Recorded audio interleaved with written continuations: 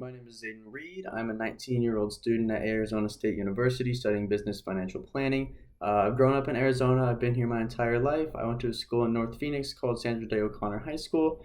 I've been super involved with my school ever since I was in elementary school. I was in student government throughout my time in elementary school and high school, and now I'm in the business school council here at ASU.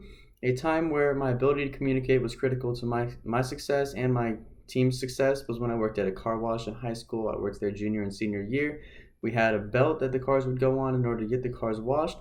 And if anything happened to that belt and if it were to break, it was one of those that we had to notice very quickly, or else it would cause a much bigger problem. The entire belt would break.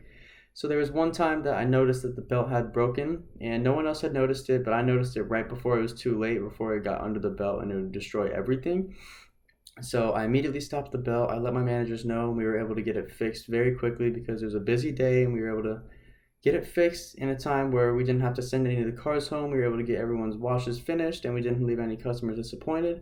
A time that I had to work closely with someone who was difficult was actually in that same situation. It was the same time as when the belt broke, but the only manager that was on duty that day was a manager named Tag, and me and him did not get along very well. He I respected him. He was my manager, so I did whatever he said, but he didn't respect me or my other fellow employees. So me and him just did our best. We worked together as best as we could. We communicated with each other to make sure everything went well, and in the end we had the same goal of giving the customers the best experience that we could. So we worked hard and we got the belt fixed as fast as we could in order to ensure the customer's experience was as good as we could make it. My proudest accomplishment was when I was accepted into the Business School Council at ASU in WP Carey. It was a four round interview process, and I had to interview with each of the members of BSC in order to be accepted. And it was very tough on me. It was a 2 week long process as well, so it was both mentally and physically stressful. But thankfully, I was accepted. I did my best, and I'm having a great time in it now.